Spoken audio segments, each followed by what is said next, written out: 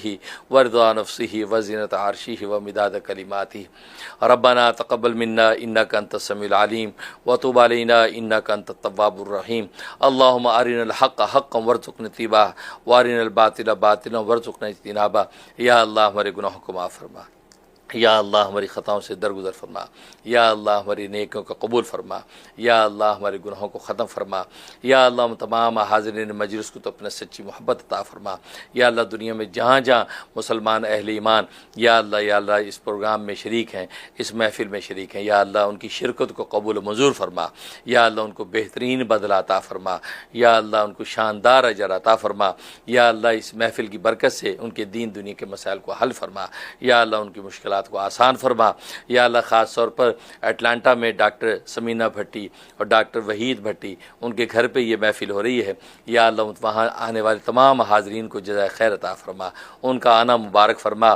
اور تفسیر کا درس سننا ان کے حق میں قبول و منظور فرما، اور ذکر کی محفل میں دعا میں شرکت ان کی قبول و منظور فرما، یا اللہ ڈاکٹر سمینہ بھٹی اور ان کے اہل خانوں کو خوب برکت عطا فرما، یا اللہ وہ اس محفل کو سجاتی ہیں ہر مہینے اور احباب وہاں جمع ہوتی ہیں، یا اللہ سب ان کے دوستوں کو جزائے خیر عطا فرما، ڈاکٹر سمینہ ان کے اہل خانہ پر ان کے بچوں پر خصوصی برکت رحمت نازل فرما،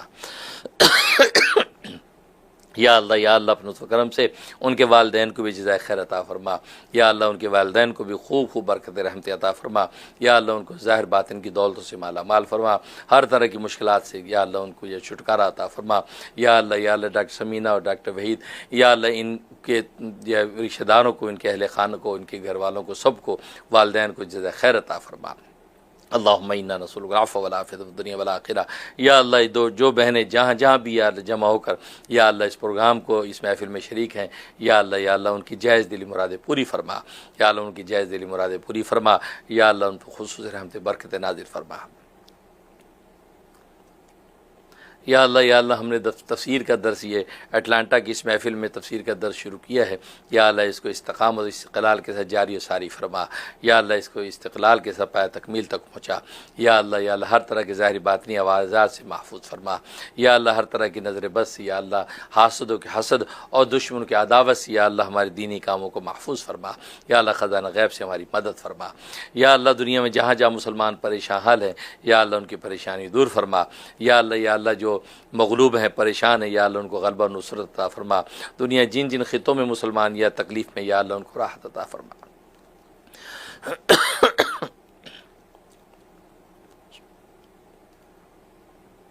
یا اللہ اپنے کرم سے ہماری جائز دلی مرادیں پوری فرما، اسلام کے پرچم کو بلند فرما، مسلمانوں کے اقدار کی حفاظت فرما، یا اللہ امریکہ میں ہم رہتے ہیں، امریکہ ہمارا وطن ہے، یا اللہ ہماری نسلوں کی نسلیں یہاں گرو ہو رہی ہیں، یا اللہ امریکہ کی حفاظت فرما، امریکہ کو دن دگنی رات چوگنی ترقی عطا فرما، امریکہ کی تعمیر و ترقی میں ہمیں اس صف اول میں کھڑا ہونے کی توفیق عطا فرما، ہماری نسلوں کی نسلوں کو امریکہ کی ترقی میں صف اول میں کھڑا ہونے کی توفیق عطا فرما، ڈاکٹر بن کے، ٹیکنالوجسٹ بن کے، سائنٹسٹ بن کے، انجینئر بن کے، عالم دین بن کے، حافظ قرآن بن کے، قاری قرآن بن کے، مصلح دین بن کے، یا اللہ ہم امریکہ کی تعمیر ترقی میں شامل ہوں، یا اللہ ہماری شمولیت کو قبول و منظور فرما، اسلام کی اقدار یہاں بلند فرما، مسلمانوں کے اقدار کی حفاظت فرما، یا اللہ پیغمبر اسلام کے پرچم کو امریکہ میں بلند فرما، یا اللہ امریکہ کو عدل و انصاف کے ترازو کے قائم فرما، یا اللہ امریکہ کی تعمیر ترقی کے لیے ہم دل سے دعا کرتے ہیں، یا اللہ ہر طرح کو ظاہری باطنی ترقیاں عطا فرما، یا اللہ عالم اسلام کے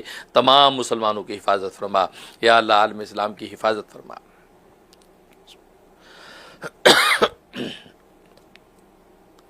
ربنا تقبل منا انك انت السميع العليم وتب علينا انك انت التواب الرحيم وصلى الله تعالى على خير خلقه محمد وآله وصحبه اجمعين برحمتك يا ارحم الراحمين۔